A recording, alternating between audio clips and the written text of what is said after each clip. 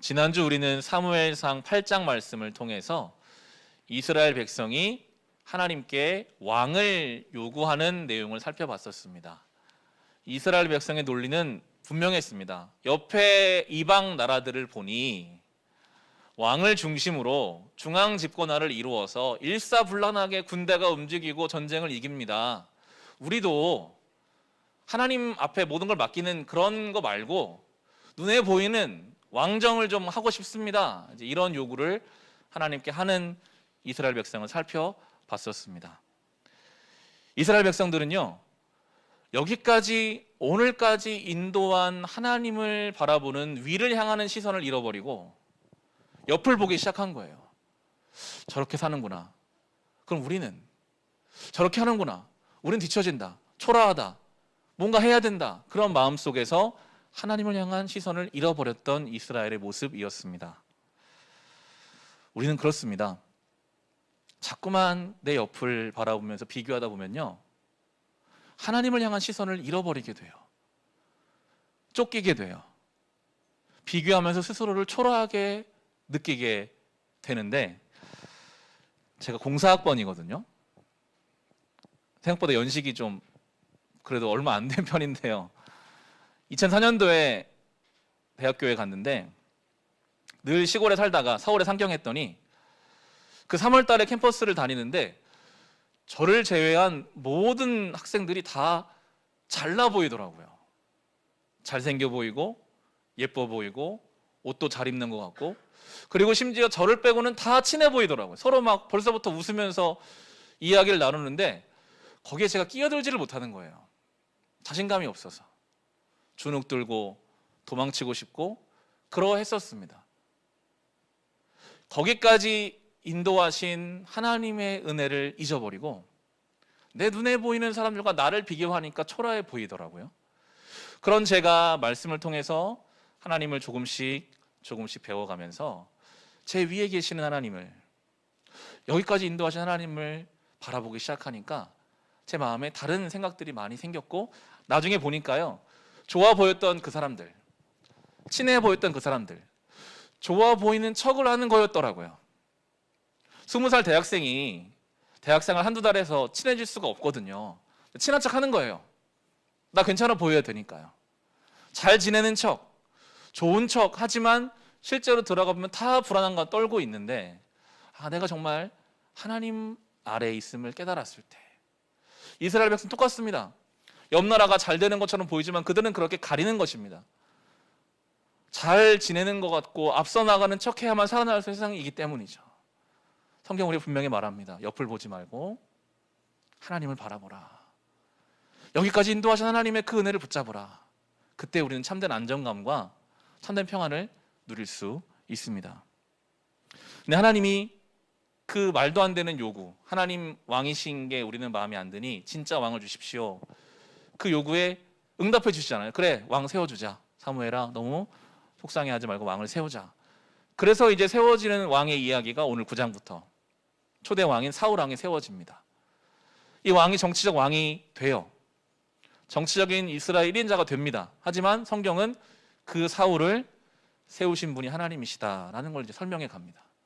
대단해 보이는 왕이지만, 1인자로 보이지만 실은 그를 세운 하나님이 따로 계신다.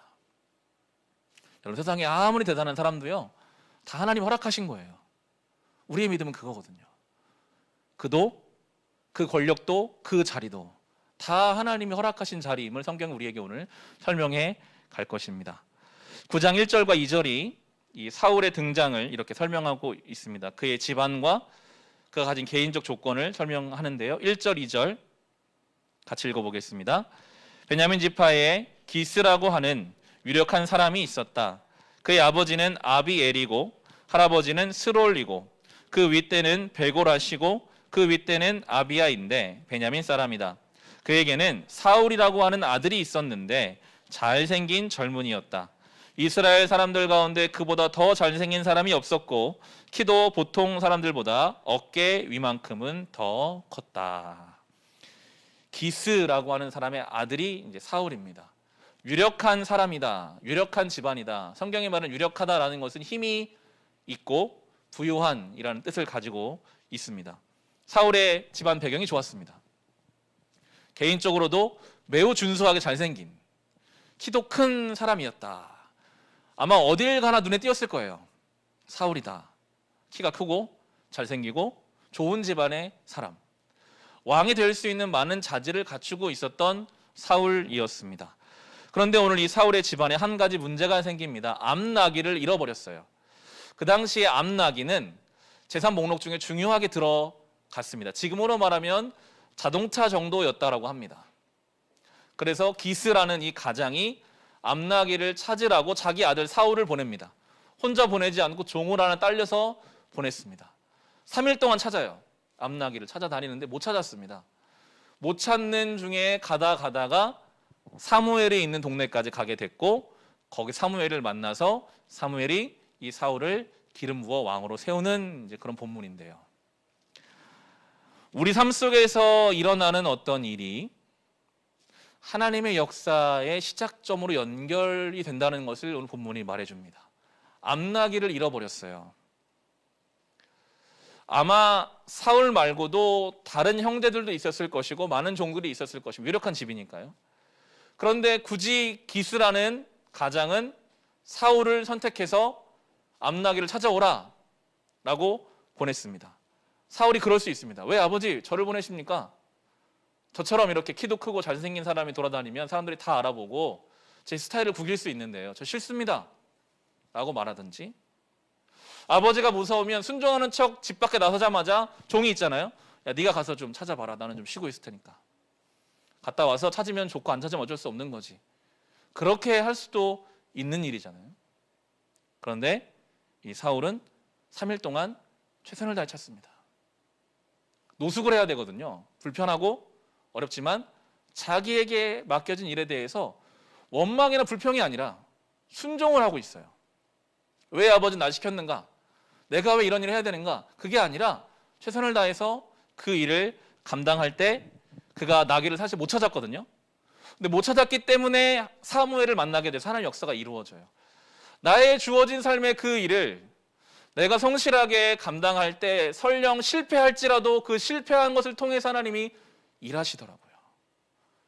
우리 일상에서 내가 생각했을 때 좀 원망스러운 어떤 내 주어진 과업이 있을 수 있습니다. 내가 왜 이거 해야 되지?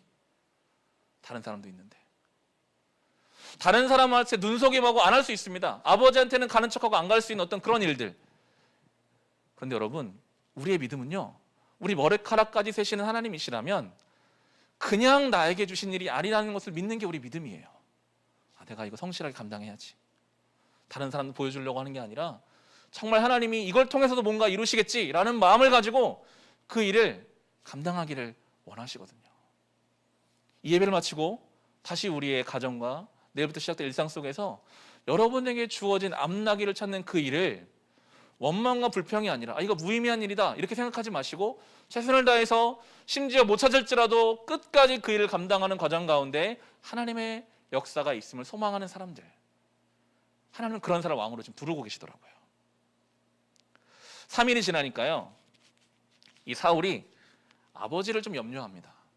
우리 아버지가 3일 동안 소식을 못 전하니까요, 혹시 나의 안위를 걱정하시면 어떡하지? 그래서 이제 결론을 내립니다. 우리가 3일 찾았으니까 암나기를 못 찾았지만 아버지가 염려하실 거 걱정되니까 가서 안부를 전해드리자. 아마도 사울과 아버지의 관계가 좀 좋았던 것 같아요. 만약 아버지가 암나기를 더 중요하게 여기는 사람이어서 3일 만에 아들이 들어왔더니 당장 내쫓으면서 너 왜 못 찾았으면 들어왔어? 빨리 가서 더 찾아와. 그런 아버지였다면 사울이 3일 만에 집에 갈 생각 못 했겠죠.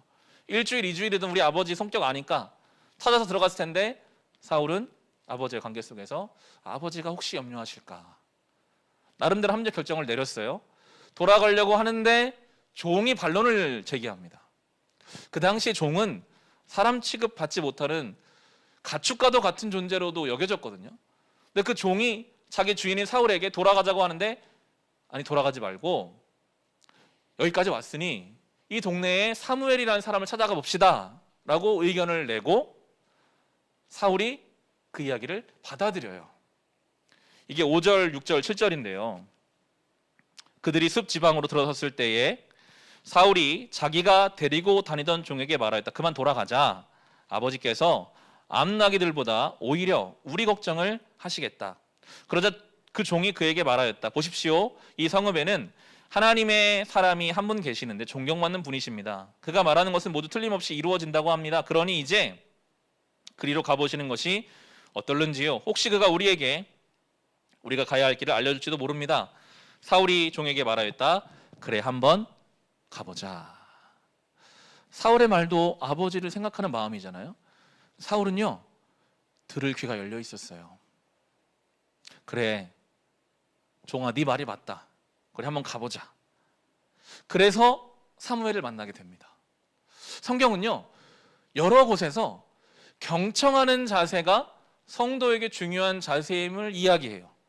오늘 이 사울이 종의 이야기를 경청했기 때문에 하나님의 그 은혜의 다음 단계로 넘어갔던 것처럼, 대표적인 예가 열왕기하 5장에 나오는 아람 장군 나아만 이야기입니다. 나아만이라는 아주 위대하고 걸출한 장군이 있었습니다. 그가 세상적 권력을 다 가지고 있었는데 나병, 문둥병에 걸렸어요. 불치병입니다. 살이 썩어가는 저주스러운 병이에요. 그런데 그 나아만이 전쟁 중에 잡아왔던 이스라엘의 여종이 이야기하는 거예요. 우리 주인이 우리 이스라엘에 있는 엘리사라는 선지자에 가면 나을 수도 있겠는데 라는 이야기를 전합니다. 여종의 이야기, 그것도 전쟁 포로의 이야기를 귀등으로도 안 들을 수 있거든요. 근데 그가 그 이야기 경청합니다. 그래, 내가 한번 가봐야겠다. 갔습니다. 이스라엘에 갔어요. 그런데 엘리사라고 하는 사람이 나와보지도 않고 사환을 시켜서 요단강에 몸을 7번 씻으시오. 그때 분노합니다. 아니, 내가 우리 아람에 시리아에도 좋은 강이 있는데 내가 거기서 씻을 수 있는데 내가 여기까지 왔는가? 분노하는데 또 옆에서 종 혹은 부하라고 성경이 표현하는 사람들이 나아만에게 또 말해요. 장군님, 혹 엘리사가 더 어려운 일을 하라고 했어도 순종하실 것 아니었습니까? 이왕 왔으니 7번 한번 씻어보시면 어떨까요? 그때 또 나아만이 경청합니다. 그래, 내 마음에는 이해도 안 되지만 그 말에 순종함으로 병고침을 받거든요. 성경은요, 성도들에게 듣는 자세를 가르칩니다. 왜냐하면 우리는 말씀의 종교잖아요. 우리는 듣는 신앙이에요. 하나님 말씀을 잘 들어야 돼요. 그런데 내 주변에서 나를 정말 사랑하는 마음으로 이야기해주는 이야기조차 듣지 못하는 사람이 하나님 말씀을 제대로 듣기는 어렵거든요. 나에게 사랑하는 마음으로 이야기해주는 충고를 들을 수 있는 하나님은 때로 그 입술을 통해서 우리에게 말씀하시거든요. 들을 수 있어야 합니다. 경청할 수 있어야 합니다.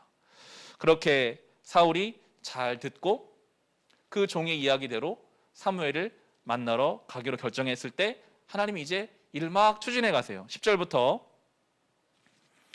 12절 말씀 우리 같이 한번 읽어보겠습니다. 사울이 종에게 말하였다. 좋은 생각이다. 어서 가자. 그리하여 그들은 하나님의 사람이 있는 성읍으로 갔다. 그들은 성읍으로 가는 빌탈길로 올라가다가 물 길러 내려오는 처녀들을 만나 선견자께서 성읍에 계십니까? 하고 물었다. 처녀들이 그들에게 대답하였다. 예, 계십니다. 지금 막 저 앞으로 가셨습니다. 서둘러서 가시면 따라가서 만나실 수 있습니다. 오늘 사람들이 산당에서 제사를 드리기 때문에 그분이 방금 성읍으로 들어가셨습니다. 본문이 그냥 글자로 적혀 있지만 계속 막 저 앞으로 가셨다. 방금 들어가셨다. 뭔가 이렇게 두 사람의 만남이 하나님의 손길을 통해서 예비되고 있음을 이야기하면서요. 14절이 이제 제일 절정이 되겠는데요. 그들이 성읍으로 올라가 성읍 안으로 들어가 보니 사무엘이 마침 산당으로 올라가려고 맞은 쪽에서 나오고 있었다. 이 사울은 초행길을 가는 거예요. 물어물어 가는 거예요. 비탈길로 올라가고 있었는데 마침 사무엘이 나와서 만나게 되었습니다. 이 마침이라는 단어가 우연이 아니라 하나님의 세밀한 계획 가운데 사울과 사무엘이 만났음을 우리에게 설명해 줍니다. 사울이 사무엘을 만나기까지요, 여러분 수많은 단계들이 있었어요. 암나기를 잃어버렸어요. 암나기를 잃어버렸을 때 그 가장 기스가 사울을 생각했어요. 다른 아들을 보낼 수 있잖아요. 종만 보낼 수 있습니다. 사울만 보낸 게 아니라 그 종인데 그 종은 사무엘에 관해서 알고 있는 종. 필요하다면 종의 신분이지만 주인에게 이야기할 수 있는 성품을 가진 종을 붙여줬어요. 그리고 그들이 3일 동안 나귀를 못 찾았어요. 하루 만에 찾았다면 집으로 돌아갔겠죠. 하나님은 그렇게 실패까지 사용하시잖아요. 3일 동안 못 찾아서 이제 사울은 돌아가려고 하는데 종이 이야기를 해요. 종이요, 그냥 이야기를 꿀떡 삼킬 수 있습니다. 내가 종인데 얘기해봤자 뭐가 유익이 있을까? 듣지도 않을 텐데. 그런 게 아니라 사랑하는 마음으로 이렇게 가봅시다. 또 사울에게 들을 귀가 열려 있었어요. 내가 주인은 네가 무슨 얘기하냐 이런 게 아니라 그래, 같이 가보자. 사울이 사무엘을 만나기까지요, 수많은 단계를 거치게 하셔서 마침내 만나게 하신 하나님. 우연도 아니고 세상 말로 재수가 좋아서 만난 게 아니라 하나님이 세밀하게 인도하셨음을 오늘 본문이 이야기해 주면 15절, 16, 17절에 보시면 사울이 오기 하루 전에 주님께서 사무엘에게 알리셨다. 내일 이맘때에 내가 베냐민 땅에서 온 한 사람을 너에게 보낼 것이니 너는 그에게 기름을 부어 나의 백성 이스라엘 영도자로 세워라. 그가 나의 백성을 블레셋 사람의 손에서 구해낼 것이다. 나의 백성이 겪는 고난을 내가 보았고 나의 백성이 살리다 울부짖는 소리를 내가 들었다. 사무엘이 사울을 보았을 때 주님께서 그에게 말씀하셨다. 이 젊은이가 내가 너에게 말한 바로 그 사람이다. 이 사람이 나의 백성을 다스릴 것이다. 이미 하루 전에 하나님 말씀하셨어요. 내일 한 사람이 올 거야. 그가 바로 내가 세울 사람이다.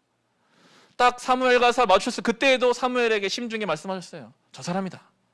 하나님이 세밀하게 인도해 오신 것을 우리는 볼 수 있죠. 우리가 이런 본문을 성경에서 만날 때마다 우리가 한 가지 혼란이 생깁니다. 그렇다면 우리의 인생이라는 것이 하나님이 처음부터 끝까지 다 계획을 짜놓으신 각본대로 흘러가는 것이어서 그냥 우리는 인형처럼 그렇게 그냥 흘러가는 대로 살아가야 하는 것인가? 그런데 우리가 성경을 보고 있지만 그게 아니거든요. 사울은 하나님이 이렇게 인도함 받아 갈 때도 있었지만 나중에 가면 결론적으로 하나님의 인도하심을 떠나서 자기 마음대로 살다가 파멸의 길로 떨어져 버립니다. 성경 우리에게 말씀하십니다. 하나님의 완전하고도 세밀한 예정과 계획이 있고 그리고 우리에게 주신 또 완전한 자유와 책임이 있습니다. 이게 우리의 차원에서는요, 양립할 수 없는 가치예요.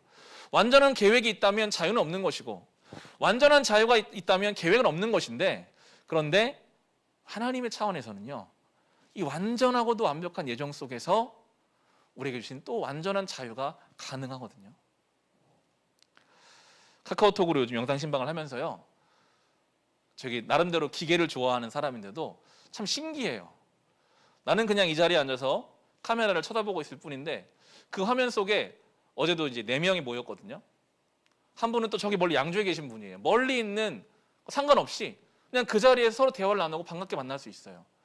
누리고 있는데 만약 제가 그걸 개발한 사람들에게 가서 원리를 설명 듣는다면 이러이러해서 된 겁니다. 이해를 아마 못할 것 같아요. 누리고 있는 현실임에도 이해하지 못하는 깊은 원리가 이 세상에도 있습니다. 그런데 영원하시고 무한하신 하나님의 그 섭리를 우리는 이해할 수가 없죠. 완전한 하나님의 예정 속에 우리 완전한 자유가 가능하다. 우리가 마음대로 자유롭게 선택해도 그것을 하나님의 예정으로 채워가시거든요. 2013년도 여름이었습니다. 저는 그 당시 신학대학원 다니고 있었습니다. 신학대학원 사람들과 잠실 야구장에서 야구 경기를 보고 있었습니다. 갑자기 이제 카톡이 울리더라고요. 한 5년 정도 한 번도 연락하지 않았던 제 후배 한 명이 뜬금없이 안부 카톡을 보냈습니다. 그게 바로 박현모, 제 아내인데요. 정말 오랜만에 뜬금없이 잘 지내냐 연락을 받고 저도 그 자리에서 잘 지내고 있고 다음 주에 연락 온 김에 밥을 먹자. 그래서 그 자리에서 약속을 결정하고 그 해에 이제 아내랑 결혼을 하게 되었습니다. 그때 저희 아내가 몇 년 동안 연락 안 하던 저에게 용기를 내어 연락을 해주지 않았었다면, 제가 그 연락을 받고도 다른 거 장신 팔려서 약속을 잡지 못했었다면 어떻게 되었었을까? 그렇게 결혼을 해서 저희 아내 회사가 양재에 있었거든요. 강남 양재에 있는 회사 결혼할 때만 해도 혹시 회사가 세종으로 내려갈 수도 있다. 결정된 것은 아니다. 이제 그런 상황이었어요. 그런데 이제 결혼하고 한 1년여 만에 진짜 회사가 세종으로 이제 이전을 하게 된 거예요. 한 번도 세종에 와본 적도, 세종이라는 곳에 관심도 없었던 저희 가정에 회사가 아내가 옮기게 되니까 자연스럽게 세종으로 옮기게 하시더라고요. 그리고 교회가 여기 이렇게 세워지게 되었죠. 제가 어제 본문을 암나귀를 잃어버린 그 사건에서부터 사무엘을 만나게 하신 그 하나님의 섭리를 보면서 어쩌면 내가 고등학교 2학년 때 하나님 앞에 하나님 제가 목사로 살고 싶습니다. 아무것도 모르고 고백하는 그 순간부터 하나님은 이 세종의 우리 교회를 계획하셨겠구나 하는 생각이 들더라고요. 저에게는요, 우리 교회가 너무나 소중하고 귀중하거든요. 이 교회에서 만난 성도님들의 관계가 저에게는 너무나 소중한데 하나님이 그렇게 이렇게 인도해 오신 거였구나. 3월이 되면 이제 5년이 돼요, 우리 교회가. 지난 5년 동안 인도해 하나님의 인도하심이 참 귀한데, 그러니까요, 지금 교회가 어렵다고 말하지만 저는 5년 뒤가 기대가 되는 거예요. 물론 현실은 어렵지만 여기까지 인도해 오신 하나님이 또 앞으로 우리를 어떻게 인도해 가실까? 때로는 여러분 암나귀를 잃어버렸는데 그 암나귀를 잃어버린 찾지 못한 것이 은혜의 통로가 되거든요.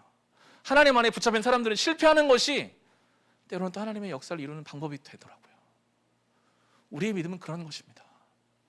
우리가 또 때로는 참 부족한 사람으로 결정을 잘못 내리고 그 책임에 대한 그 자유에 대한 책임을 지어야 되기도 하지만 하나님은 그 빈 공간을 하나님의 완전한 예정으로 채워서 우리를 이끌어 가시는 그 은혜 안에 우리가 사로잡혀 있는 것입니다.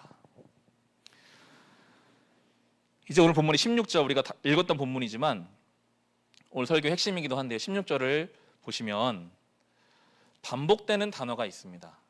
성경에서는 반복될 때는 강조하는 것이고 중요한 부분인데 무려 16절 안에 우리 성경에 4번이나 반복되는 단어가 있어요. 보시면 내일 이맘때에 내가 베냐민 땅에서 온 한 사람을 너에게 보낼 것이니 너는 그의 기름을 부어 나의 백성 이스라엘 영도자로 세워라. 그가 나의 백성을 블레셋 사람의 손에서 구원해낼 것이다. 나의 백성이 겪는 고난을 내가 보았고 나의 백성이 탈레달 굴분인 소리를 내가 들었다. 무려 4번이나 나의 백성, 나의 백성, 나의 백성. NIV 성경으로 마이 피플리로 나오더라고요. 나의 사람들, 나의 소유. 근데 이게 지난주 본문 생각하면 이스라엘 백성이 사무엘에게 따졌어요. 우리도 왕 주시오. 하나님 통치가 아니라 진짜 왕을 달라. 사무엘이 마음 상해서 하나님께 이야기해. 하나님, 저 이스라엘 백성 왕 달라고 하면 어떻게 할까요? 하나님이 사무엘에게 이렇게 말씀하세요. 사무엘아, 너를 버린 게 아니라 저 백성이 나를 버린 거다. 이스라엘 백성이요, 하나님을 버렸거든요. 하나님 백성 되기를 스스로 차버렸어요. 하나님을 무시했어요. 하나님을 스스로 떠났다고 이야기했는데 하나님은 뭐라고 하십니까? 그럼에도 그들이 나의 백성이다. 나의 백성이다. 설령 그들이 나를 버리려고 했어도 나의 백성이다. 그럼 자격과 조건으로 따지면요, 하나님 백성이 아닙니다. 스스로 그것을 포기했습니다.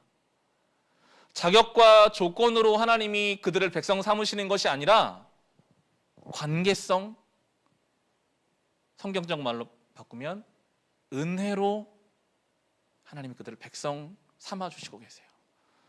이게 성경 전체를 통하는 주제거든요. 자격과 조건으로는 우리는 절대 의에 이르지 못합니다. 의는 없는 하나도 없다. 우리는 아무도 스스로 율법으로 의롭다 할 수 없습니다. 그렇지만 주님은 은혜로 자격과 조건이 되지 않는 우리를 붙잡아서 끌고 가시는 거예요. 나의 백성이다. 그래도 그들이. 우리가 그렇지 않습니까?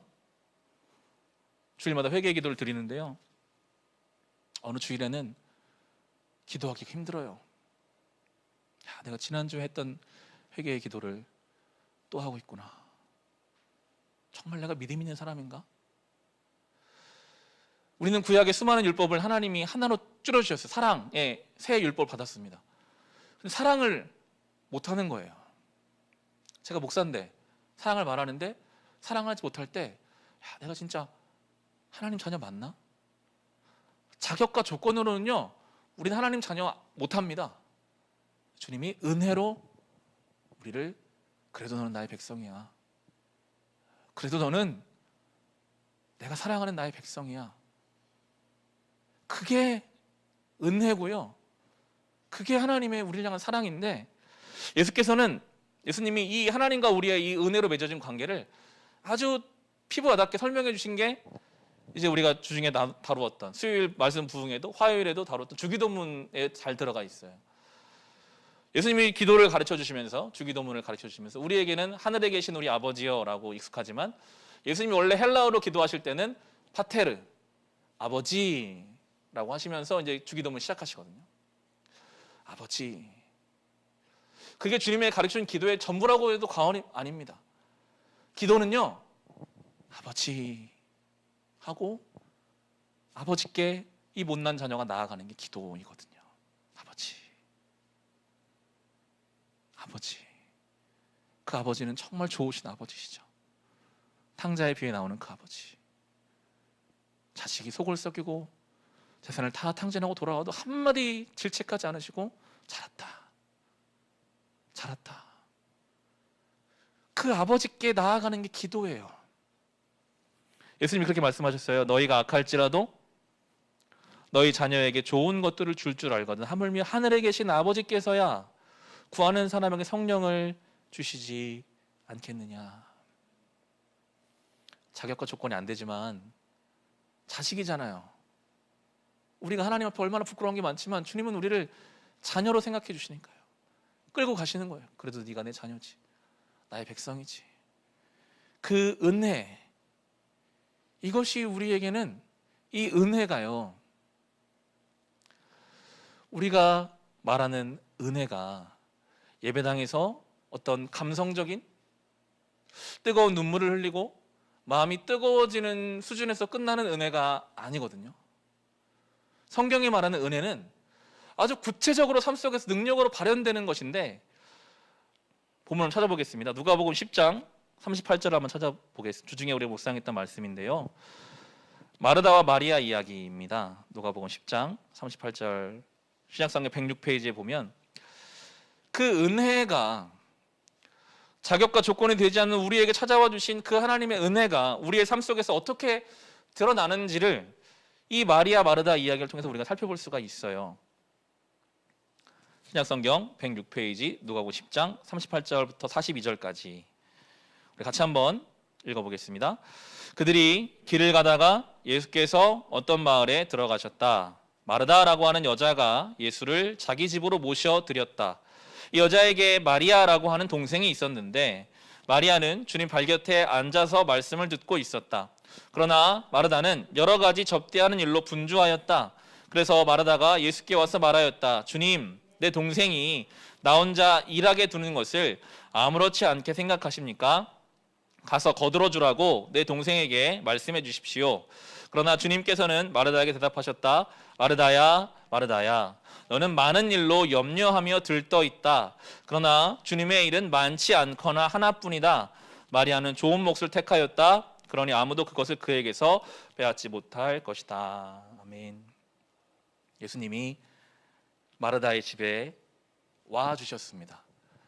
여러분, 예수님을 모시고 싶은 집이 얼마나 많았을까요? 자격과 조건으로 따지면 마리아 마르다 집에는 안 오실 가능성이 높았을 겁니다. 그런데 그런 거 안 따지고 주님이 와 주셨어요. 이거 은혜거든요. 우리 집에 주님이 와 주셨다. 오실 집이 아닌데, 오실 인생이 아닌데 주님이 와 주셨으면 그 은혜를 감사하는 마음으로 주님 맞이해야 되는데, 지금 마르다는 어떻습니까? 주님을 대접해야 되는데 자기의 기준이 있어요. 이 정도 수준의 음식, 이 정도 수준의 준비가 돼야만 마음이 편해요. 근데 지금 자기는 마음이 분주한데 예수님 발치에 앉아있는 동생이 마음에 안 드는 거예요. 은혜의 주님이 나의 삶에 와주셨음에도 내가 세운 어떤 자격과 조건들이 채워지지 않으면 그 안 채워지는 것 때문에 마음이 분주하고 사랑해야 할 내 동생을 원망의 대상으로 만들어요. 저 동생 때문에 지금 내가 마음이 분주하다. 심지어 주님을 향해서도 뾰족한 이야기를 하는 거. 주님 왜 가만히 계십니까? 지금 누려야 할 은혜를 전혀 누리지 못하고요. 사랑해야 할 사람을 미워하고 마음이 분주한 이 마르다를 향해서 예수님이 안타깝게 부르시, 마르다야, 마르다야, 지금 너는 많은 일로 마음이 염려하고 분주하다. 마리아를 봐라. 그 발치에 앉아서 말씀을 듣는 그 마리아. 예수님 말씀이 아무것도 하지 말고 그냥 말씀만 듣고 가만히 앉아있으라는 말이 아닙니다. 마리아는 주님 말씀을 들으며 우리 집에 오실 분이 아니신데 주님이 와주셨다. 마르다는요, 그 마리아의 마음으로 음식을 준비했어야 합니다. 내 기준을 어떻게 채워야지, 이거 채우지 못하는 원인을 누군가에게 돌리고 주님을 향해서도 원망하는 기도를 쏟아내는 그런 마음이 아니라 내 인생에 조건 없이 와주신 그 주님을 사랑하는 그 마음으로 그 일을 할 수 있거든요. 여러분, 그것이 은혜 받은 사람의 능력입니다. 우리는 마르다 같은 마음을 가질 수 있습니다. 내 기준이 너무 명확해요. 이거 안 되면요, 마음이 쫓겨요. 그 원망을 누군가에게 돌려요. 사랑해야 할 사람을 미워해요. 심지어 주님을 향해서도 그래요. 그러니까 주님이 우리 집에 오셨는데 이것이 얼마나 큰 은혜인데 그걸 전혀 누리지 못하고 원망과 불평만 쏟아낼 수 있습니다. 그런 삶은 아무런 신앙의 은혜의 능력이 나타날 수가 없는데, 마리아처럼 주님 발치에 앉아서 그 말씀이 내 안에 흘러들어올 때, 이게 얼마나 큰 은혜인가, 내가 하나님의 자녀라는 것이 얼마나 큰 은혜인가, 나의 백성이라고 나를 포기하지 않으신 하나님의 은혜가 얼마나 큰 은혜인가. 하나님은 영원하신 분이시거든요. 영원, 영생. 우리가 정말 그 은혜 안에 편입되어 있으면요, 우리는 넉넉할 수밖에 없습니다. 성도는 인색할 수 없는 존재예요. 왜냐, 하나님이 영원하시니까요. 우리가 그 은혜 안에 정말 거하면 우리는 넉넉하고 풍성하고 여유가 있고 자유로우며 정말 그 은혜의 능력을 가지고 삶을 살아갈 수 있습니다. 우리의 삶의 자리에서 은혜 받은 자로, 용서받은 자로, 용납받은 자로 살아가야 하는 거죠. 마지막에 부를 찬송, 하나님의 은혜라는 찬송, 아마도 많은 성도들이 좋아하는 찬송일 것입니다. 한량 없는 은혜, 갚을 길 없는 은혜, 나의 나 된 것은 다 하나님의 은혜라. 우리를 향한 전적인 은혜가 우리에게는 큰 능력이 돼요. 사람 중에서도 한 사람이라도 나를 아무런 자격도 조건도 없이 전적으로 믿어주고 신뢰하는 사람 한 사람만 있어도 그 사람의 자존감이 엄청 높아지고 좋아지거든요. 사람도 그런데 하나님이 오늘도 나를, 부족한 나를 백성 삼아주시고 나의 아버지가 되어주시고 오늘도 나의 누추한 내 인생의 집에 와주셨다는 것을, 마리아처럼 그 발치 앉아서 오늘도 그 말씀이 내 안에 흘러들어오는 사람이라면요, 그 영생을 누릴 수밖에 없어요. 그 은혜가 얼마나 큰가. 그 은혜를 가지고 사람을 바라보게 돼요. 내 가족들을, 내 일생을 살아가게 돼요. 앞나게 잃어버린 그걸 찾는 과정에 하나님의 역사가 있다는 것을 깨닫게 되는 거죠. 그게 바로 은혜가 삶에서 능력으로 나타나는 방식입니다. 우리는 예배당에서만 은혜를 누리는 사람들이 아니라 삶의 현장에서 그 은혜를 누리며 느끼며 살아가야 할 것입니다. 이 은혜를 가지고 새로운 한 주를 시작할 수 있으시기를 우리 주님의 이름으로 축원합니다. 이 시간 주신 말씀 개인의 기도 제목